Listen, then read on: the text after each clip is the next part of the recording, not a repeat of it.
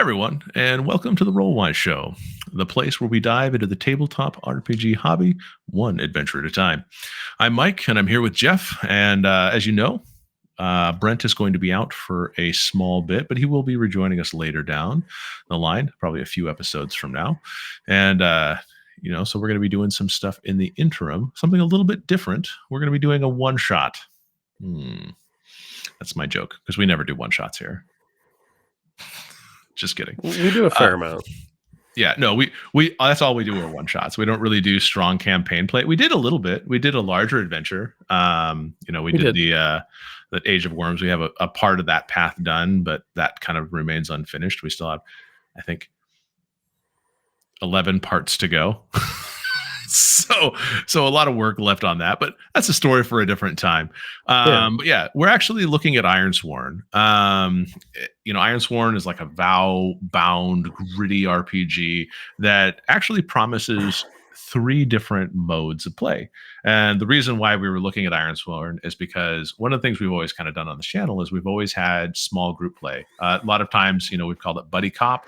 There's always been 1 GM, 2 players, or 1 GM, 1 player. When we ran Cthulhu Confidential, we kind of did that duet process there. But I've heard a lot of positive things about Ironsworn in terms of gameplay, its structure, how it feels, and everything like that. And so there is a co-op mode that it offers, and I thought we would be giving that a little bit of a try. So now, Jeff, you've heard about Ironsworn a little bit now, right? A little bit, especially they keep winning Ennies. They as they release more products for the system, they keep winning Ennies. When I was laid up last year, I was looking at some solo RPG stuff, and it was definitely one of the ones that was mentioned in a lot of threads. As I was looking on Reddit and other places for different types of solo RPGs that people had played. So I am at least aware of the name. I didn't wind up choosing to play it when I was laid up, but I didn't do as much solo role playing as I thought. I did a lot more Xbox. Yeah, it takes different creative muscles to get into solo RPG. And honestly, I've always solo RPG play has been kind of like aspirational for me. I do have a really beautiful looking game, Astro Prisma, coming in the near future. I think it's getting packaged up and getting ready to ship, and I'm so excited because I love every part about the game. I just haven't played it. There is some digital documents that I could be using to play it right now, but I just haven't had the time. I'm running 3 games right now, so I'm good. Yeah, that's a lot. So I could do solo, but I feel like solo is something I would do in my downtime, and I just don't necessarily have a ton of downtime, but that may change. I have cut World of Warcraft out of my life for a few moments to give myself a break. So now that I'm not doing that, maybe I'll have more time, I guess. But Ironsworn, so for anybody that hasn't heard of Ironsworn, this is like the first time you've encountered it. Ironsworn was created by Sean Tompkin. It is available for free as a PDF, which is super cool. But you can also purchase a print copy from either DriveThruRPG or Lulu. I've never used the print on demands for either of those companies, so I don't really know. But I don't know how much it costs to ship or anything like that, or the quality. But it seems like it's people I've seen have been satisfied with the books that they've shown off when they got their PODs and stuff like that. Now, the other thing about this was that, so in addition to this, there is Starforged, a space sci-fi version of it. And I was actually looking a little bit to see kind of what was the thought process that was going into Ironsworn? And just to kind of give you a feel for how the game works and everything like that. And what kind of thought process Sean was utilizing to get to this point. And the first thing is that in the acknowledgments, Sean kind of mentions here are the creative inspirations from at least a gaming perspective as to what you'd be expecting opening up these pages. Obviously Apocalypse World and Dungeon World. Those are pretty much powered by the apocalypse. That's going to give you a strong narrative feel. And when you read the book, you get a lot about moves and everything like that. Now, some of these other ones I hadn't actually, like City of Judas. I don't know what that is. I've never I'm actually not heard of the game, familiar. so I'm curious as to what City of Judas is about and like how it plays. Since it's one of the inspirations for this game. But then there's also Fate by Rob Donahue. Fate is a very like a lot of people have played Fate, very narrative focused games and how it plays and everything like that. And then also Mythic. Now I think I have the Mythic Game Master emulator right there. So I think it's the same. I think that's all the same there from that perspective. So some a good basis for like solo play, the move setting up narrative, very strong fiction first type of gameplay. And I don't know if like that's necessarily how everyone wants to play if you want to have like super strong mechanical stuff, but because it is a solo game, there is quite a few mechanics to follow along with this.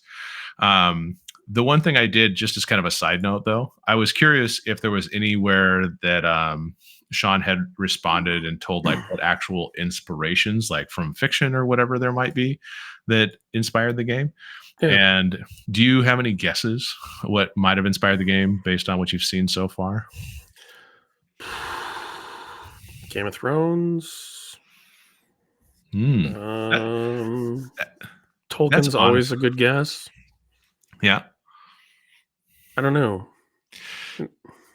So it's interesting you mentioned Game of Thrones because so I found a person who had actually asked this specific question in Reddit. Oh wow, nice. And so I was like, oh, neat. Somebody else. And, instead of other people guessing, very cool for Sean to jump in on the subreddit and basically say, okay, well, here were my inspirations for writing this from a fiction standpoint.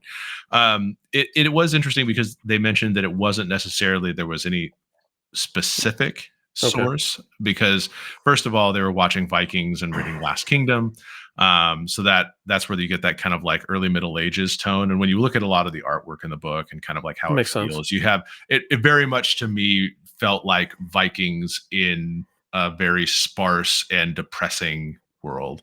There was a fair amount of assets and stuff that were inspired by Lord of the Rings. So to your point, that was something that was there. Spaghetti westerns and Chambara cinema, along with Road Oh wow. Warrior, Fury Road, kind of inspired some of the gameplay. So like that's how they did like wandering protagonists, and that was kind of the Oh focus neat. there. And then the movie The Revenant was apparently living rent free in their head for like landscapes, the harsh survival centric stories, and stuff like that. And it was interesting because to your point about Game of Thrones, there was they'd actually responded to a comment about Game of Thrones, and because of when it was written and everything like that, Game of Thrones was kind of in the zeitgeist. So there, of Hmm. course, it's one of those things that you just may not have known that that was a Game of Thrones reference, or at least purposefully done. But there was inspiration that he says he may have drawn from it. Kind of like the north of the wall is where like the Ironlands takes place. But they didn't really read any of the books and sort of passively watched the show, so it wasn't a Okay, that's fair. concerted effort to bring that inspiration into the game. So I thought that was kind of neat. I always like getting like what was the fiction, or what music, or what was the stuff that was kind of being woven together in your brain. Right. So, and kind of know that about the game, like crystallized a few things at least in my mind about how the game should feel a little bit. No, that's true. It gives you it kind of puts you in a place in the right Mhm. headspace to approach the game and to understand it. Like it's fine going in cold, but Mhm. sometimes having an understanding of the type of character you're trying to create based on the types of things that influence the authors. I Mhm. think I think it helps sometimes. Yep, and I'll be the first to say that there's a lot of passages throughout the book that strongly suggest that making Ironsworn your own. So it's not like, I think knowing what Sean Tompkins uses as their inspiration for how they design the game is a fairly good basis and stuff like that. But there's a lot of permission in the book to basically say, if you want to do something else, go for it. Make this Ironsworn game 100% your own. Like no two people should really have the same Ironlands, and your vows are going to be unique to your character, your story, and everything like that. And it's very permissive in giving you like the go ahead to just kind of say, okay, well, this is Ironlands as I kind of sketched it, but you get to decide if you use acrylics, oil paints, if you want to do something with watercolor, figure it out. Is this super bleak? Is it kind of hopeful? Like, where do you fall on the spectrum? You know, do you walk Yeah. away from No, every that makes sense. journaling session as depressed as possible, or do you feel like you've accomplished something? It's very neat. And I think there's a lot of potential for this to even go far beyond what they've said. And I think I've read other places that people have liked using and hacking Ironsworn into other settings or and it's stuff like that, which is kind of neat. It is. So tonight, we thought we would go through a little bit of just some of the basics of the game and kind of get a feel for how characters are made, as well as I kind of want to look at some of the campaign play stuff that they talk about, mostly because I think it's very fascinating to kind of like use this as a kind of world building template and how they suggest creating your own game. And I like it.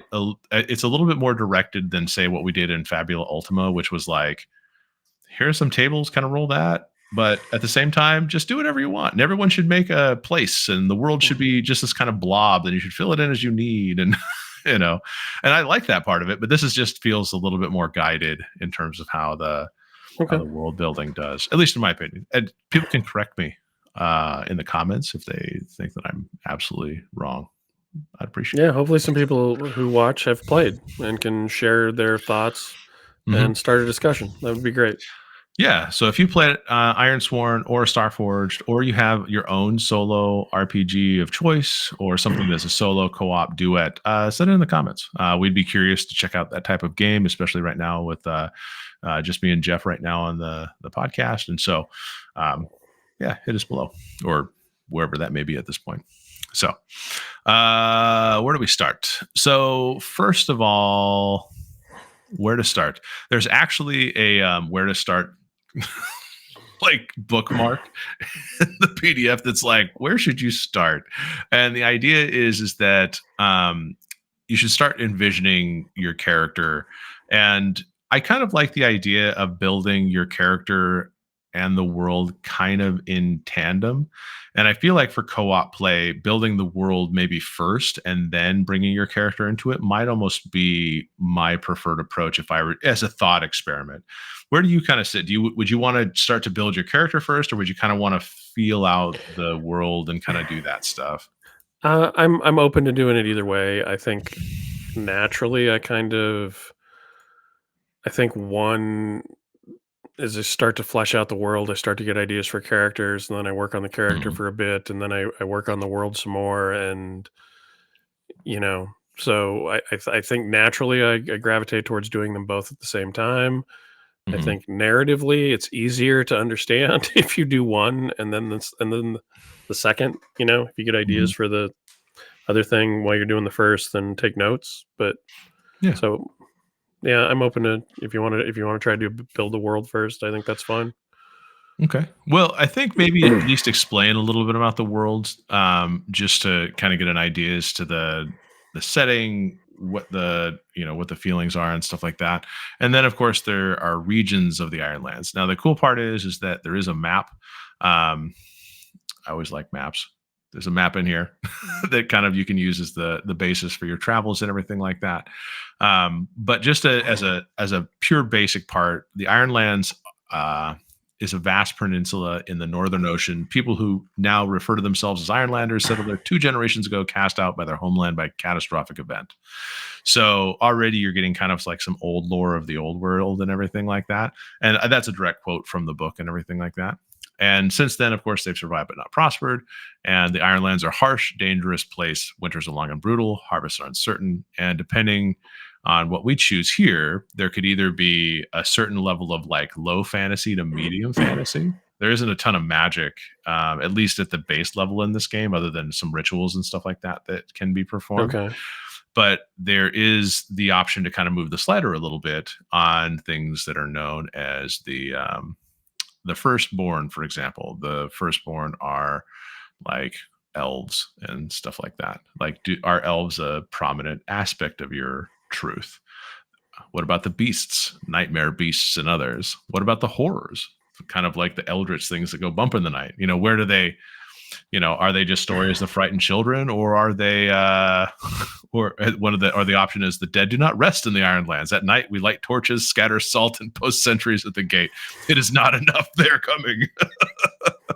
Nice. So literally boogeyman to, oh, fuck, we're going to get killed. Yeah.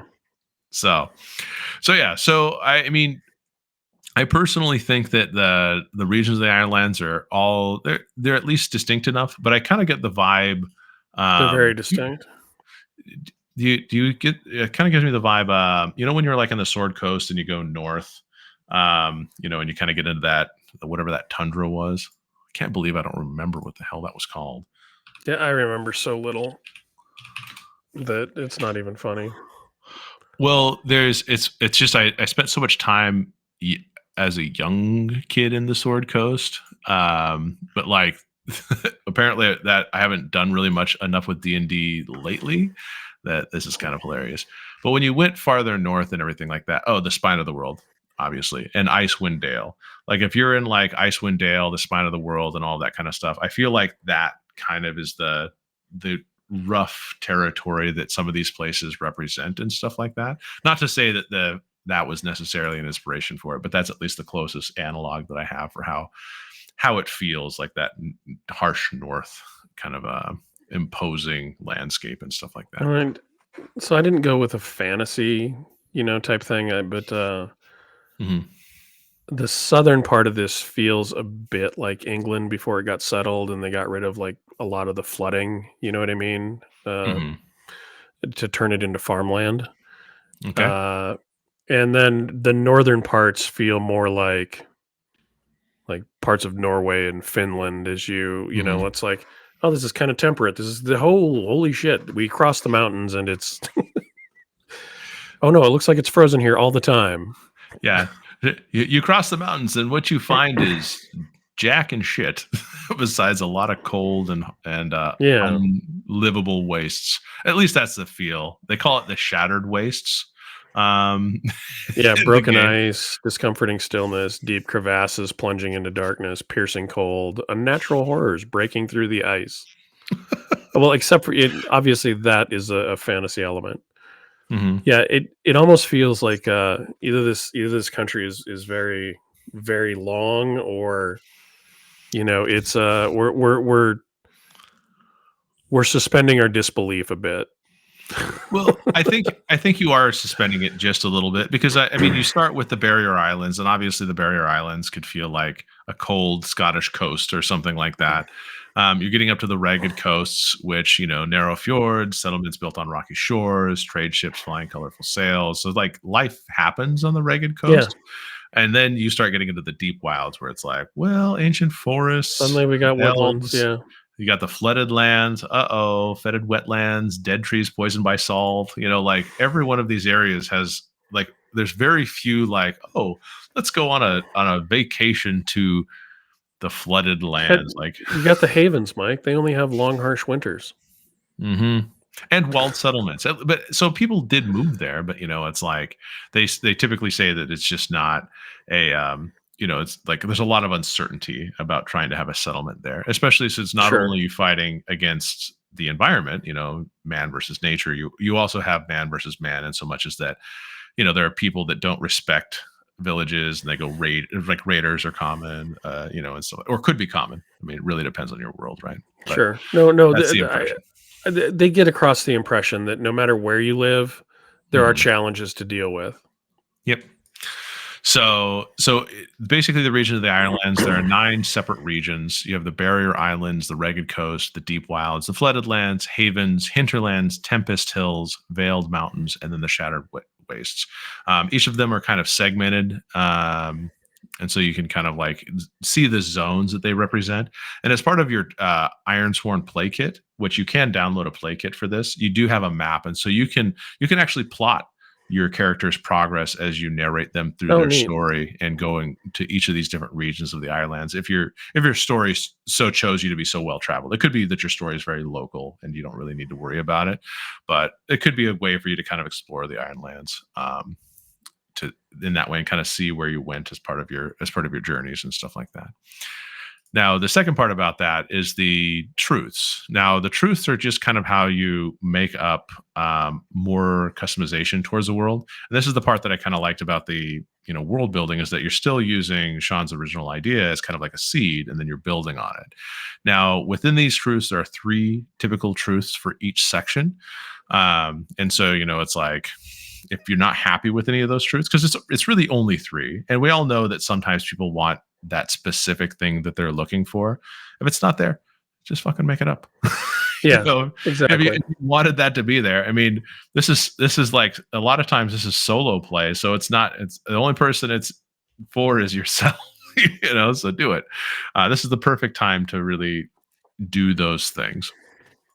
But then, so there are several truths that you go through, and you may notice that there are contradictory choices depending on how you're going through, because you kind of make the choice in a vacuum. Like you're doing each choice Right. sequentially. You're not necessarily thinking about what's ahead or what's not, but that can mean that you don't, you know what I'm saying? That can mean that you choose something later down the road that kind of is contradictory to an earlier choice. And that's fine. Don't let it get in the way. Figure out a way for them to coexist. Sure. So, do you want to go through and see what some of the truths could be and kind of add that so we can decide our flavor of? Sure. All right. So the cool part is there are people that have gone through and done some of this work and created form fillable PDFs, which I wasn't able to find any on Sean's website. That's okay. Some fans have done work to do some of this. So if you want to search them out online, you definitely can. They exist. No problem. But for the old world, so the old world is what I think is like the place before you came over here. That's kind of the way I interpret that. Yeah. The savage clans called the Skulda invaded the kingdoms of the old world. Our armies fell. Most were killed or taken into slavery. Those who escaped set sail aboard anything that would float. After an arduous month-long voyage, the survivors made landfall upon the Ironlands. That's option 1.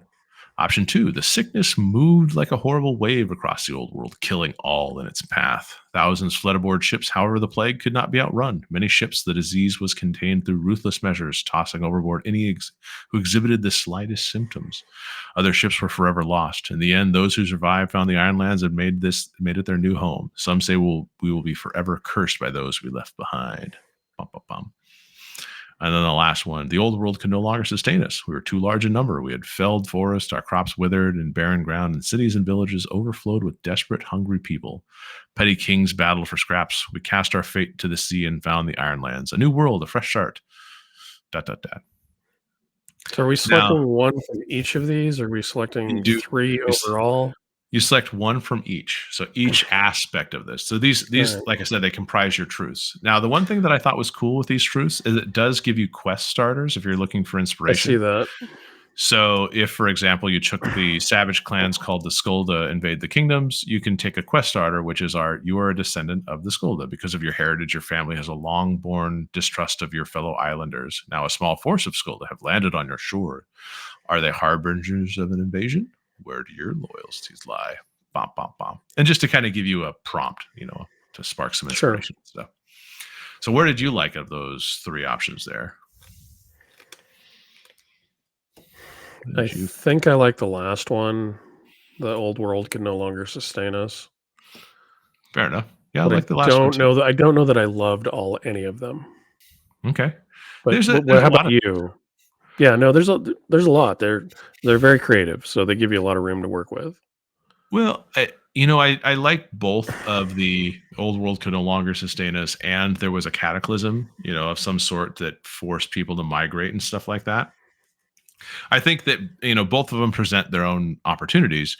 However, I think that for this playthrough, I think that the old world could not sustain us is a good one, just because it's Okay. like you're basically people that were choosing to leave first or last. It doesn't. It's hard to know if you guys if we were the first or last to leave, and that stuff. But it does mean that we were a certain type of people that were like willing to get on a ship and not consign ourselves to fate. So, all right. So next is iron. The imposing hills and mountains of the Ironlands are rich in iron ore. Most prized of all is a star-forged black iron. Next option is the weather is bleak. Rain and wind sweep from the ocean. The winters are long and bitter. One of the first settlers complained, only those made of iron dare live in this foul place. And thus our land was named. So basically, you're kind of getting like, why are these called the Ironlands? Right. So, and the last one is inscrutable metal pillars are found throughout the land. They are gray iron, smooth as river stone. No one knows their purpose. Some say they're as old as the world. Some say some such as the iron priests worship them and swear vows upon them. Most to make warding sign to hurry along their way when they happen to cross one. The pillars do not tarnish, and even the sharpest blade cannot mark them. So I'm not gonna lie, the weather is bleak kind of fit like my picture of this place. Like when I was starting to think about the Ironlands, I was like, it rains here all the time, and the only time it doesn't rain is when it's snowing. It's just wet. Just a Yeah, miserable, like wet, mucky miserable, place. bleak. But I honestly, now that I've read all of them, Mhm. I kind of like the last one the best. The metal pillars. They're kind of they're kind of weird and kind of funky. Well, for me, and so people understand my play style. I like fantasy a lot. I like unsolved or ancient mysteries to be in my game, just because I feel like they add a flavor to it. And so like that, like if I wanted a more grounded game, I would probably choose it's called the Ironlands because there's lots of iron here. Like if I want to ground it, but I like things where it's just like there's this weird shit that you stumbled upon. Who made it? Why is it here? What does it do? Nobody knows. Good luck. So are we going with inscrutable metal pillars? Hell yes. I didn't even have Okay. to. That was like my number one choice before. So, all right. So legacies. I'll save this and I'll share a copy with you. And just so everyone knows, I'm using a PDF copy and I'm just not showing it because we're low production value here or something. So, legacies. We are the first humans to walk these lands. Other humans sailed here from the old world untold years ago, but all that is left of them is a savage, feral people we call the Broken. It is their fate to become our own. Before the islanders, before even the firstborn, another people lived here. Their ancient ruins are found throughout the Ironlands. I mean, I feel like that last one kind of fits already with the theme It kind of dovetails. I was trying to think if it actually only seemed like it dovetailed and then worked in opposition, but I can go with the ancient ruins. That's fine with me. So here's my two options. I really like number two. That basically there's this savage people called the Broken that have an unknowable history because they don't really. Right. That could, yeah, Mhm. because they're feral and they don't speak or speak Their to minds us or they're genetically broken, let's call them. yeah, no, but that could be because of the pillars. It could be different. They Mhm. could have built the pillars and gone crazy. Mhm. Exhausted themselves to the point of not having anything left when they. So I, those I are don't the know. There's two. possibilities. Those are the two that kind of shouted out to me. I mean, we could also say that they're Let's go with the broken people. Let's go with the broken. okay. All right. Communities. We are few in number in this accursed land. Most rarely we have contact with anyone outside our own small setting or village, and strangers are viewed with deep suspicion. We live in communities called circles. These are settlements ranging in size from a steading with a few families to a village of several hundred. Some circles belong to nomadic folk. Some powerful circles might include a cluster of settlements. We trade and sometimes feud with other circles. The last one is we have forged an Ironlands into a home. Villages within the havens are connected by well-trod roads. Trade caravans travel between settlements in the havens and those in outlying regions. Even so, much of the land is untamed. So So, how deep, how big do you want civilization to feel? exactly. Yeah, no, exactly. That's what I was going to say. Like, how easy is it to travel in between? Like, Mm, if you pick the first one, you're probably not traveling, like or not traveling very far. Your quest is probably more personal in nature. Hmm. If you go with the middle one, there's probably some stuff back and forth. You know what I Hmm. mean? And if you go with the last one, then yeah, you could be all over the Ironlands. It's true. I And don't know. For what we're trying to do, it feels like medium, maybe, yeah, I maybe don't know if small. I don't know. this doesn't I, I, really, like- I mean, I like in the a one mystery of the shot. pillars, but sure. Yeah, I mean, because we're going to kind of probably play a one shot, maybe a short adventure with Yeah. this. That's not necessarily a one shot, but the idea is that I mean, in terms of like how travel happens in this, the travel is a move, right? You actually move, and that's how you get around in this game, which is kind of cool. I like the idea of like having a move that decides how well you accomplish things. But for me, the medium one felt the best. Okay. The other idea that I had was, I don't know why I kind of went this route, but and I looked online to see if there was any type of word to describe it, but there was a concept or an idea, is that there's like this idea of gothic decay. I don't know if you've ever thought about, like, like when, like Castlevania, those kind of games, they really felt like the world was like there was more Well, the civilization than stuff was people. crumbling, like Yeah, it was like the people living in the castles aren't the people that built the castles because they don't know mm, how to maintain them.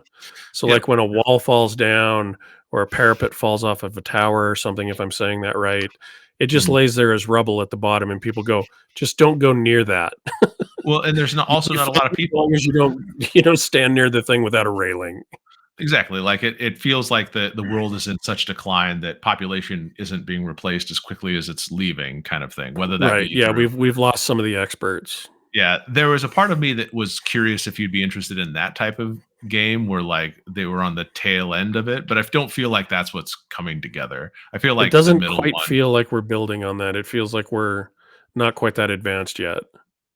not the middle circles feels fine. Like I Okay, think yeah, that'll let's work. let's do circles. But I think you need to put a pin in that idea and save Mhm. it for another game further I, down the road because we're gonna I find a system where that's gonna be There there actually is one that I okay. like, that is like a built off the whole Metroidvania, like you go through these rooms and all that stuff, and it kinda has that component to it, which I will explore maybe. We'll see. Okay, That's I can only spend so much money in books by the end of this year, and I'm gonna you're probably close. exceed. Yeah, I still got a Fabula Ultima Kickstarter coming soon, so watch my wallet just Man, I am telling evaporate. you, I'm getting so many emails about Kickstarters that were supposed to come over the last 6 months, but the tariff stuff Mhm. slowed, delayed, like, and now it feels like they're all coming in a window. And that Yeah. window is the first one arrived earlier this week, and then Oh, yeah? more are coming. Yeah. Yeah, I have, they locked in my address for, the Draw Steel Astro Prisma's launch, shipping soon. Like, I'm going to be having some really nice, early Christmas presents coming, I feel. So I'm kind of excited. There we All go. right. So next is leaders. Leadership is as varied as the people. Some communities are governed by the head of a powerful family, or they have a council of elders that make decisions and settle disputes, and others, the priests hold sway. For some, it is duels and circle that decide. That kind of gives you the more tribalistic, like That's a little low more key. tribalistic. It's kind of more how I thought, but Yeah, I think we're what like this feels like what we're building is more the second or maybe. third one than the first one, but Yeah. we could So live in a small thing that doesn't we're not uh, important enough to have something like I don't maybe. know. And so each of the communities. So for the second option, you have each of the communities has its own leader called an overseer. Every seventh spring, the people affirm their current overseer or choose a new one. Some overseers wear the iron circlet reluctantly, while others thirst for power and gain it through schemes and threats. Hmm. Last is numerous clan chiefs rule over petty domains. Most are intent on becoming the one true king. Their squabbles will be our undoing. Which, I mean, I hate to say it, but I kind of felt like, based on how I was reading it, that seemed like the most like, that we were going to have as kind of like a fiefdom ducal kind of feel to it. The Like, the, the place is growing, and that one feels more well. We might have a. I was thinking back to the size of the world, mhm, and once you have roads and stuff that are like, well set out and stuff, you probably already have a king. So yeah, I we can go with either two or three. I'm okay with either. I feel I like I'm not really feeling any of these choices, so I'm I okay with think either. I think the clan chiefs, and this is my reasoning behind it, is that it for me, like when I look at Viking era type things, there's always a strong family or something like that that sits at the head. Like I can Sure. see I can see that the other two have their place and all that, but in my mind, I always feel like those kind of like the well, I don't know, like the Jarl or whatever rank you Yeah. want to provide them. I don't, probably Jarl's not right because that would indicate that there's somebody ahead of them. But like little barons of their own lands or whatever they are. And so I'm okay with the clan chiefs idea because I like the Okay. kind of Yeah. tribalistic Let's do thing. it. But Let's do clan chiefs. okay, or we can do something else. They're just all ANCAP libertarians, and everyone's out Oh, for there we themselves. go. Yeah. It's just there we go. Politics aside. Defense. Here in the Ironlands, supplies are too precious and the land is too sparsely populated to support organized fighting forces. When a community is threatened, the people stand together to protect their own. Number two, the wardens are soldiers, guards, and militia. They serve their communities by standing sentry, patrolling surrounding lands, and organizing defenses in times of crisis. Most have strong ties to their community. Others, called free wardens, are wandering mercenaries who hire to serve on a community or protect caravans.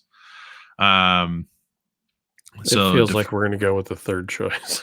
it feels like if you It have feels like it's the clan chiefs, like I feel like these are small, really small clan chiefs. Like these, they haven't fully matured. Like they're still in an early part of the yeah. civilization. Sorry, why don't I cut you off? Why don't you go ahead and Uh, read? so the last one is our war bands are rallied to strike at our enemies or defending our holdings, though not nearly as impressive as the armies that once marched across the old world. These forces are well trained and equipped with their communities can manage. The banners of war bands are adorned with depictions of the old world history and Ironland victories. I feel like that makes sense because Yeah. what I feel like what would happen is that because it really just depends on how sparse you want the land to feel. Like I feel like you could choose number one and it's just like there's no standing army. Like a community is Right. threatened, they have to defend themselves, and that's why so many communities pop up and vanish, is because a well-placed raider party can come in, Wipe steal it out. all their grains or whatever they've harvested, and then all of a sudden they just can't do anything about it and they're dead. But if you add war bands to the mix, then you have groups of armed and armored men traveling the land. Fucking, this plot of land, it's now mine. Why is it yours? Well, I planted a flag. What do you have? Yeah, That it's kind of not stuff. mine. It's the king's. Yes, our chieftain has claimed these lands. Well, we have two chieftains. We have allies now. I can see it all going. So mysticism. Some still find comfort in the old ways. They call on mystics to divine the fortune of their newborn or ask them to perform rituals to invoke or a bountiful harvest. Others act out of fear against those they suspect of having power. However, most folk believe true magic, if it ever existed, is lost to us now. Okay, that's number one. Number two is magic is rare and dangerous, but those few who wield the power are truly gifted. And number three, magic courses through this land as rivers flow through the hills. The power is there for those who choose to harness it. And even some common folk often know a ritual or two. That's a big jump I like between two and That is three. a It's just like, huge jump. One it's is there like, was it, and then now it's gone. Two but is it's rare, and three is like children are born turning frogs into birds. didn't you know that there's magic for everyday living? You need that stove turned on, get your animal hide, and do a ritual. Like Yeah, it's a truly vast difference in description between two and three, which is hilarious to me because it is like magic is a trickle versus everywhere. Where do you feel in this? I mean, I like the idea that we have with I'm the somewhere towers between one being. and two. Yeah, the towers could be mystic in some way, and so I at first my first thought was one. That there might be Mhm. somebody out there that wields power, and they're just these stories that we hear, but you never see it. But two also works there too. So if you want to have a few more like dangerous people out there, I'm okay with either one. I It kind mean, of. I'm assuming the gifted people, not all of them are nice. You know what I mean? Does it, Mhm. ultimate power ultimately corrupts kind of thing. However that's saying, I know I mangled it, but it doesn't matter. You get the idea. With great power comes great responsibility. Is that the No, same? the opposite one. The people that choose to bypass the great responsibility and just Go to enslave town. others. Yeah, Fair enough. like in Conan, the Serpent King guy, right, with his magic Mhm. was just creating an army and slaves, and with his He great was power, he was just doing his thing. No yeah, he judgment. built his own good life. It's true. I don't know. I'm kind of torn on this one. Truthfully, I think I could find reasons for both. Like, I could would you too. find it more interesting to have magic be something that's like more superstition? I mean, because even though we have the pillars and we have those old people that are the broken, I mean, that doesn't mean magic exists in really any form today. Like It that, doesn't. No, it doesn't. like I mean, people have all kinds of weird rituals that You know they've what? carried I forward. To throw a wrench in things, I think we should go with the middle one. That Think we so? know that magic's out there. We don't know that the pillars, like, we don't know because I don't practice magic. You know what I mean? Like, Mhm. we live in Yeah. this, I don't know, small to medium sized town, probably smaller. So That what you're kind of expecting is that there are people. It is verified that they can use magic, but there are probably more But we've never charlatans. seen it. Yeah, There are probably more exactly. charlatans that use tricks of the eyes and stuff like that to pretend to be these truly Like, powerful like, and like, gifted. like the guys who went around in the wagon saying they could make it rain during the droughts.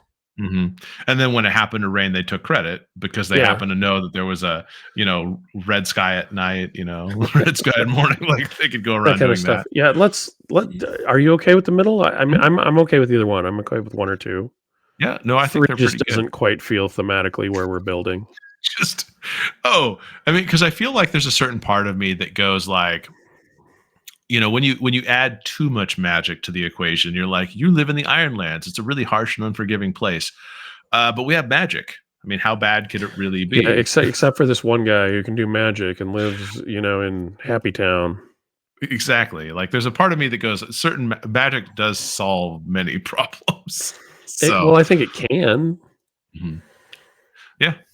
So, religion. A few Ironlanders still make signs or mumble prayers out of habit or tradition, but most believe the gods long ago abandoned us. Ooh. The people honor old gods and new. In this harsh land, a prayer is simple but a powerful comfort. And last, our gods are many. They make themselves known through manifestations and miracles. Some even say, secretly walk among us. The priests convey the will of gods and hold sway over many communities. I mean, we have a dabbling of That magic. feels like ancient Greece, right? Right? That feels like ancient Greece where the gods were always meddling in Mhm, mortal affairs. Um, hmm. Old gods and new is interesting, right? Because our people did come from another mhm. land. But man, I mean, just the whole feel of the Iron Land. I don't know. Is the first one too harsh? Right? The gods long ago abandoned us, and we have come to rely only upon what we ourselves can do. And if we can't do enough, then we consign ourselves to death. Kind of. Yeah, I mean, I feel like both one and two is where we'd be more leaning because I mean Yeah, the idea I that the agree. god just like pray to me and I'll solve your problem. Like that. It's still it feels like the same problem I run into with the third tier of the magic. It's just like, okay, well, if gods can solve your problem, or the Iron Land's really that bleak, you know. Then so like I feel like the number two still gives an option that if there was truly a miraculous moment, like, oh, you could still Yeah. introduce a truly miraculous moment, whereas I feel like one is just like 100% self-determination, bootstraps, Well, gods. kind of, but it also leaves open the possibility that the old gods no Mhm. longer seem to function here, but there may Mm, be new religions springing up. that's number one, you think? I think it can be. Well, if you look at the quest starter, it certainly Yeah. Oh, I guess. Yeah. suggests that. Mm. Depends on how long we think we've been in the Ironlands. If we've been in the Ironlands for centuries, then one doesn't really work, right? No, I think it's been they said a generation or so. Like A I remember. generation? Okay. One could Yeah, work. yeah.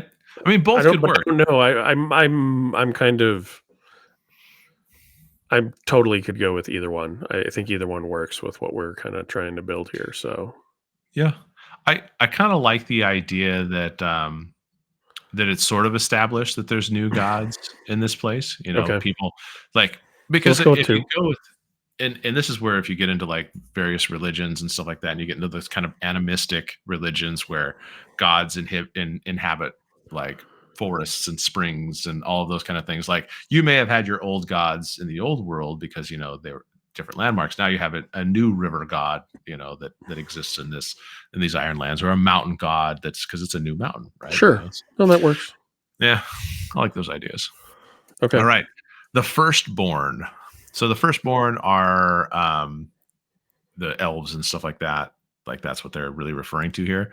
So the firstborn have passed into legend. Some say the remnants of old tribes still dwell deep in the forest or high in the mountains. Most believe they were never anything more than a myth. The firstborn live in isolation and are fiercely protective of their own lands, is number two.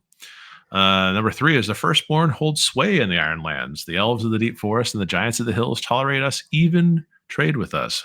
For now, Ironlanders fear the day they decide that we are no longer welcome here. This Them- this is really that fantasy slider.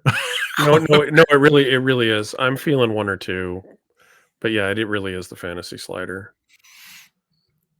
Well, do you I mean, want the heavier fantasy or lighter fantasy? Because I mean, I think I I kind of want to personally be am two or lighter three, fantasy, but but I don't. But if you want heavy fantasy, I can do that. it sounds like if we want to meet in the middle, why don't we choose number two? Because that's they Okay. exist, but They exist, but they're in isolation. yeah, Okay. they tend to be in their deep forests and wary of outsiders. And of course, if an outsider finds them, they never find their way back. So you never know. They just got lost in the woods. So it still adds a little bit of mystique to them. Okay. All right, beasts. The beasts of old are nothing but legend. A few who travel into the deep forests and high mountains return with wild tales of monstrous creatures, but they are obviously delusional. No such thing exists. Number two, monstrous beasts stalk the wild areas of the Ironlands. Hmm. And then number three is beasts of all sorts roam the Ironlands. They dwell primarily in the reaches, but range into settled lands to hunt. There, they often prey on cattle, but attacks on travelers, caravans, or even settlements are not uncommon. I Now, kind of like the middle setting, but I feel like I'm defaulting to the middle.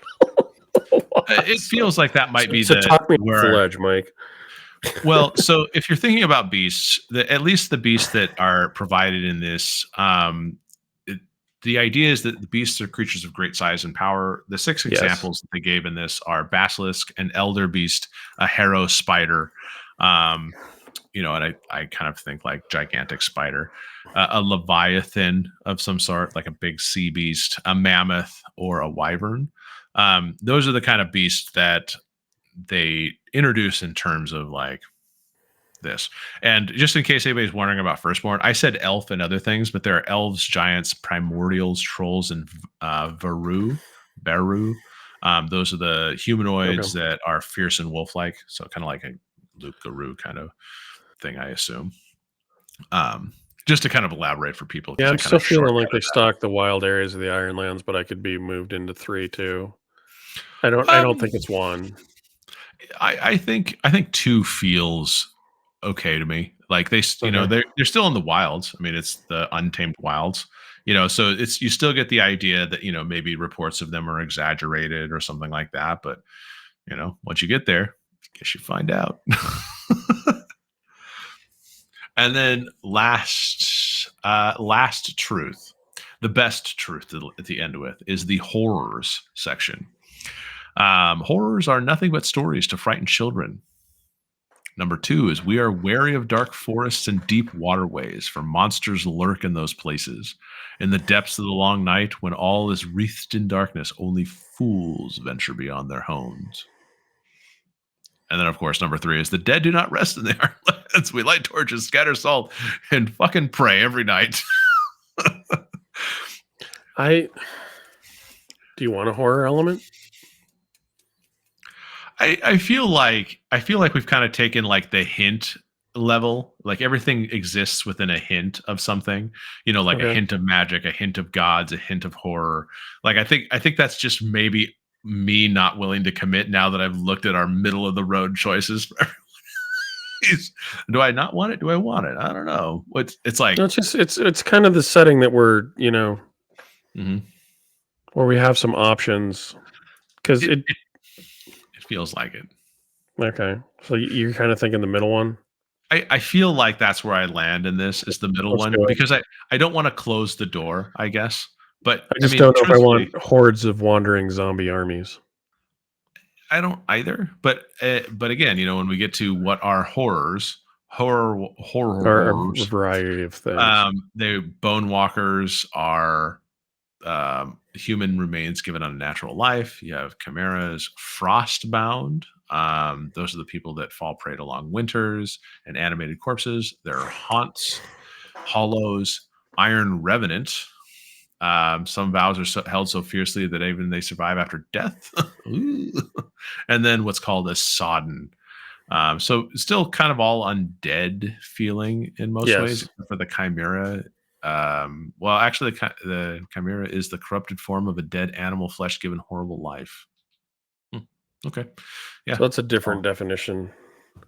Um, where do yeah, you but it says want they our village to be? Did you have a place on the map? did. I did Did you have a not yet. thought? I kind of well, so once we've got our truths all sorted out, I thought then we would Okay. kind of get into the Oh, I thought we whole. did. I thought we were going middle on horrors. Oh, we were middle on Okay. horse. Yeah. So now that Sorry, we I have the didn't mean to cut truths. off any conversation. No, no, no. I just was That's saying really we're. what this is about, is us talking, not Yeah. No, I think now that we have kind of the truths of everything like that, is a pretty good thing. So it's like now that you kind of have an idea of the world, I feel like that helps me envision the character a little bit more. okay. You consider motivations, skills, interests, personality, weaknesses, and all of those as part of your character creation. Sure. But the idea that I think is really nice that is stressed here is that you want your character to be awesome. You don't want your like, to use aliens as an analogy. You want to play Ripley. You don't Competent. want to play um, whoever that one guy that like gets killed right You're away you're is. you're not a red shirt that gets taken out at the what's This this? I don't know. It looks like a spore. Maybe I should just inhale it. yeah, those guys in Alien Prometheus, where he's just like, "Oh, here, come here, cute little snake-like thing that I've never seen before." Yeah, Yeah, that yeah. guy. Yeah, those guys that Um, were designed to die. yeah, yeah, that's not us. So be Created just for awesome. death. Yeah, so we should be awesome. Yep, and then be who you want. Now this is that they say don't feel forced to be a certain stereotype or anything like that. Be whatever kind of character you want. Communities are formed through shared interest, mutual protection, and strong leadership. And the old world is obviously vast, so you really have whatever inspirations you want to draw from in terms of things like that. So making a character, bum bum bum. Let's see. So creating a character. Now there is a oops. Just do this. There are some weird like jump backs and forth and stuff like that. But the character creation summary is pretty much envision your character. So kind of like get that mental image in your hair. I'm not going too deep on it.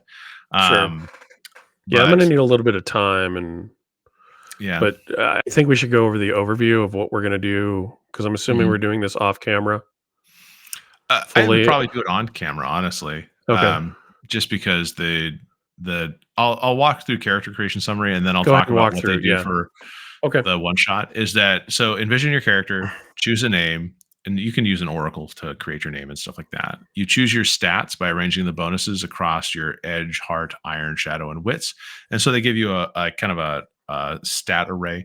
You get 3, 2, 2, 1, 1. So that's kind of where you fall there. You set your health, spirit, and supply to 5. Now, just so people are aware of like what those actually are. So your health obviously is kind of like your your hit points, your physical condition, stamina, and everything like that. Your spirit is your mental state. So it's ranked 0 to 5.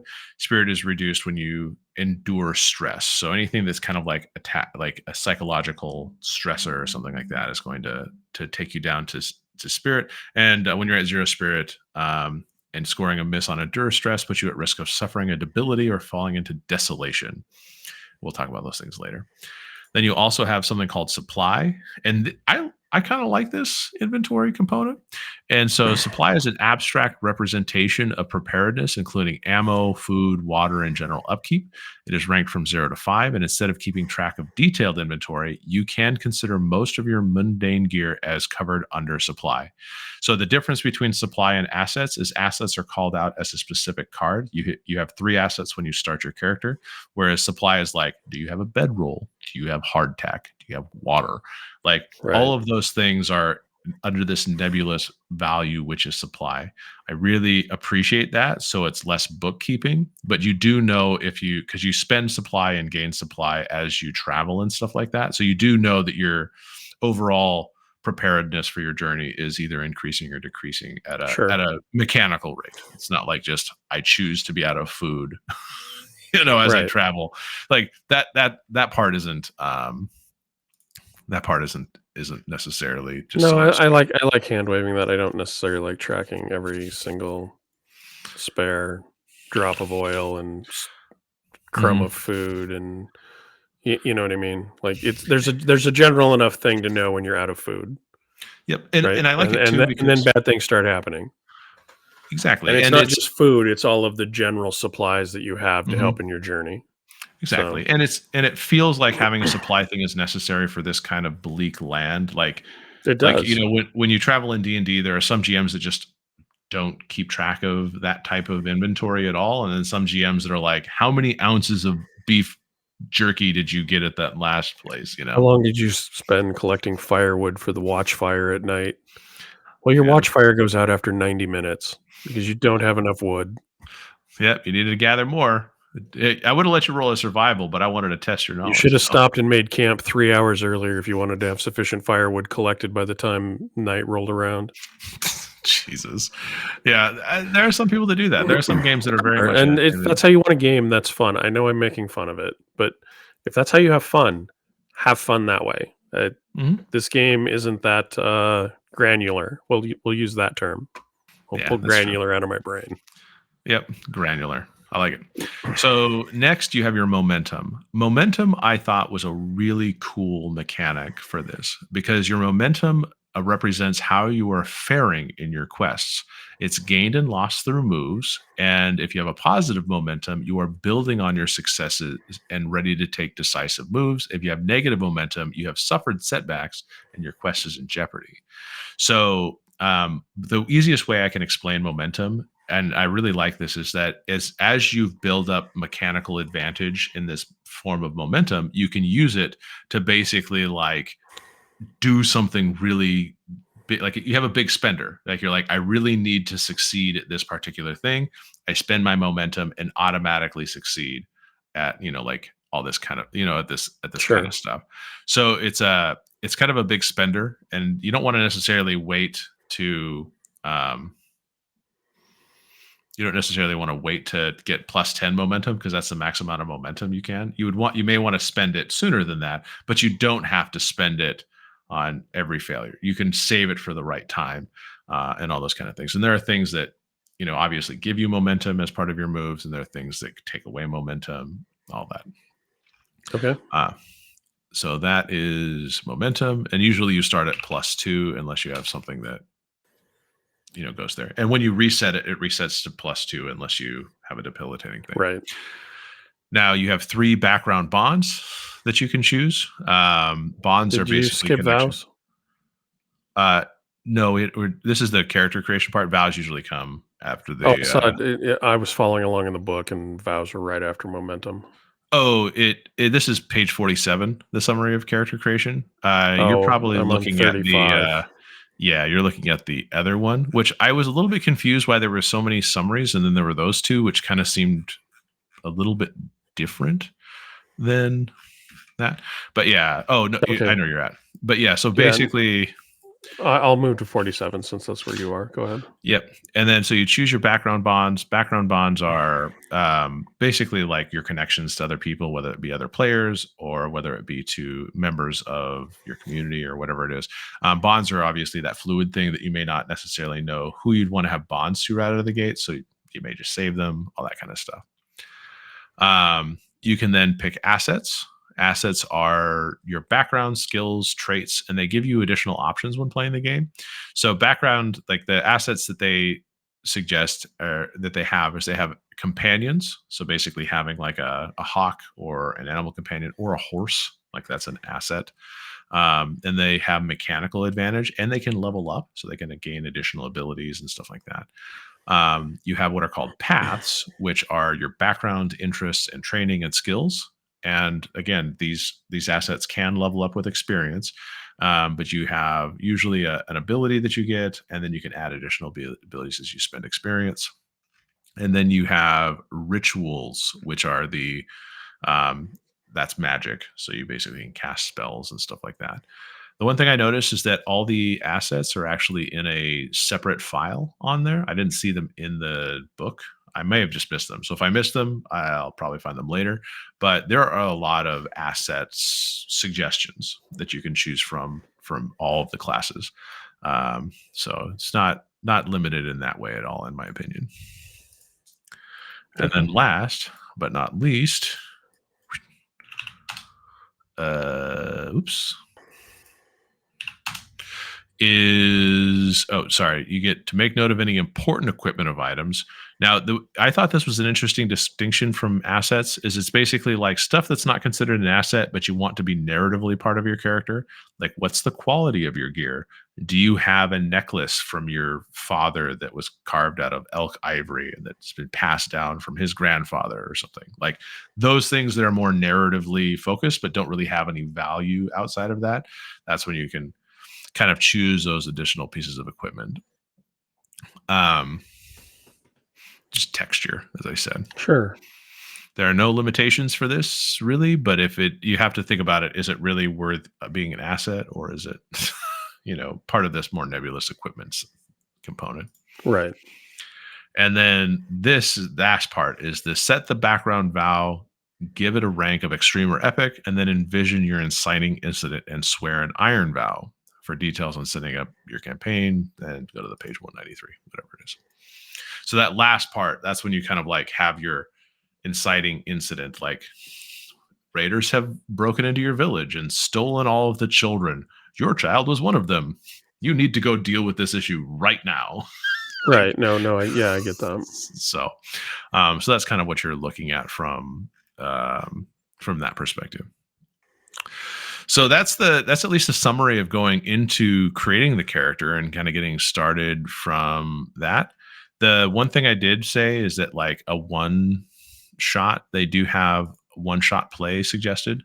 Whereas that you introduce your world, create your characters, introduce your inciting incident, set the scene, swear the vow, and then go. So they kind of shorten the campaign style play a bit. Sure. So you're not necessarily worried about as much of this stuff before it, but I think either way, we probably just want to next time we do this, get together, finish our characters, because I don't think the characters will take too terribly long. No, I don't think they will. The assets are going to take a little bit in the vows, and we probably our inciting incident. Like we might have our long-term vows may be different, but the short-term one probably is going to be similar. Since we're going along together. Like if you use the captured child example, maybe one of us is childless, but we're friends of the family, or it's just important to the village that the village doesn't lose a generation of children. So like one person's doing it for the village and one person's probably doing it for the village, but more specifically their family. Something like that. Like that. Yeah, I mean, it could be any number of things, and the origin of it. Yeah, we can use. Yeah, we'll come up with something. Hopefully, something that ties into the world a little bit tighter. But yeah, that was just the example. It was off the top. It was a good example. So that's Ironsworn in a nutshell. There are moves that you need to learn in order to play the game. The moves chapter is fairly robust in terms of like you have adventure moves, relationship moves, combat moves, suffer moves, quest moves, fate moves. So I think Yeah, diving see into that. those specifically is probably going to be. I don't think that's less. I don't think it's as interesting as kind of developing our world and just giving the brief overview. So we'll probably discuss those in greater detail as we play because they'll come up as Yes. to because it's since this has got that very much powered by the apocalypse feel to it. Moves are important, but it's like you don't want to just go move to move, if that makes sense. You kind of want to elaborate on the fiction and then later figure out a move if it's necessary, right? Or does the Sure. fiction just move forward? So we'll probably use a few of these when it's interesting, when it's necessary for the fiction, all that kind of That stuff, makes sense. Yeah. especially in combat, because obviously combat moves are important. So, all right. So heavy combat, creating a heavy combat crew, or are we going to create two mages and a very rare magic? In a world without in a world without magic, the guy who can turn a coin into a card might be close to a god. Well, every time I think about this, like, oh, the magic exists, but it's super rare. Like, I feel like in that one of my games that I was playing where I did kind of a Gestalt thing. I still think about that where I'm like, okay, magic is super super common here. I give you guys Gestalt classes. I want everyone to like have access to magic as well as a regular character class because I was doing the two classes at the same time, Yeah. kind of a Gestalt, which is stupid. Like that's just unbalanced chaos, which was fun as hell, mind you. But like all three of the players showed up to the first session with no magic as a second class. Like all three of them were like, I want to be the one that's like the magic runt. I've never used magic. This magic society is bunk. I am illiterate in magic. And like I was so impressed that all three of them did that. Like there's no And way all and they three of didn't them were ill prepared for the quest. all three of them chose to be like these very physical. They chose very physical classes and stuff like that. Like usually something with stealth and all that. No, And I was just they like, didn't go with I'm gonna be the paladin barbarian. mm-mm.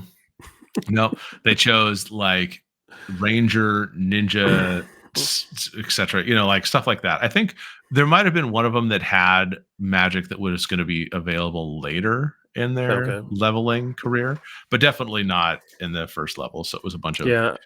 it was just hilarious because I was like, how It did you sounds three crazy. not you guys didn't talk about this at all? You guys didn't show up, like have a meeting behind my back and say, let's fuck with Mike? Nope. Oh wow. Yeah. Good What are work. you gonna do? It's The stars aligned. the least probable thing. Yeah. Well, yeah, I've done that before on accident and on purpose. Yeah. No, when you were talking and you were talking about the TV show Vikings and The Last Mhm. Kingdom, I'm pretty sure my character is going to be combat heavy. It feels like the world suggests it. I mean, there's always that like, It well, feels I like the farm world now. needs Uhtred of Bebbanburg. So, hey, I haven't seen Vikings, but I feel like I get this reference already. Actually, that was the Last Kingdom one. Oh, was it? Yeah, on Netflix. But Haven't seen either of those shows apparently. I've seen a lot of previews for those shows and a hell of a yes, lot of clips. yeah. There's a lot of sword fighting. Right. There's a lot of sword fighting. Yeah. And Maybe then crap. Why is the name of the main guy in Vikings escaping me? Somebody will correct me in the chat if anybody got this far. Well, there's what's interesting is that the guy in Ragnar, Vikings, is it? I think it's yeah, Ragnar. Ragnar. Yeah, the guy who plays him, I think, is the guy who was in the Dune TV show recently, right? Isn't that the same guy? I think so. Now I have to Yes, look. I believe so. No, I believe so. Yeah, Ragnar Lothbrok. Lothbrok, Yeah, yes. is Travis Fimmel, Yes, and Travis who Fimmel. is He's an Australian actor, I believe. he? I Oh, think so. Australian actor. He is known for his role as Ragnar Brock. And he was in. Oh, he was actually. That's interesting. He was in Raised by Wolves as Marcus and in Dune Prophecy as Desmond Hart. Yeah, no, I think I remember him. He was one of those paladin types in Raised by Wolves. I only saw a few episodes of that, but it's interesting. And he was also in the Warcraft movie, in case anybody cares. Oh god, he was. Yeah, nobody wants to admit that anymore. I I feel didn't like the I watched it and didn't hate it. I mean, I've never watched it again, so that might Mhm. tell you something, but, like, I didn't have to, feel like I needed to figure out a way to get 2.5 hours of my life back. wasn't I would say it's not terrible, which will probably get me lambasted. I think it really depends on what you're looking Oh, yeah, for we're out gonna of get the savage. movie. If anybody's watching now, we're gonna get savaged about these opinions. It's Yeah. it's a perfect movie to watch while you're scrolling on your phone. How's that? Makes for it's another movie that makes for great clips. How about that? There we go. Yeah. So okay, well that's it. So if anybody's playing Ironsworn, Starforged, or has any of their own recommendations for solo RPGs, hit us in the comments. Let us know what you feel about this type of gameplay, whether or not you just kind of have to have a group or nobody, because it's maybe the social aspect of gaming that really draws you in. We're curious. We'd love to hear you in the comments, and we'll get back to you and have a conversation down below. But Jeff, if they want to talk with us in other social media forums, how would they They do that? they will find us on Blue Sky, Facebook, Instagram, Threads, or Twitter. We are at Rollwise on all those platforms. Or you can email us if you need to, rollwiseguys@gmail.com. All right. And so I think Brent says, everyone stay safe out there. Have a good night. Something. What was Roll the? well, roll wise, be safe out there. That's the one. That's the one. All right. Thanks, everybody. Thanks.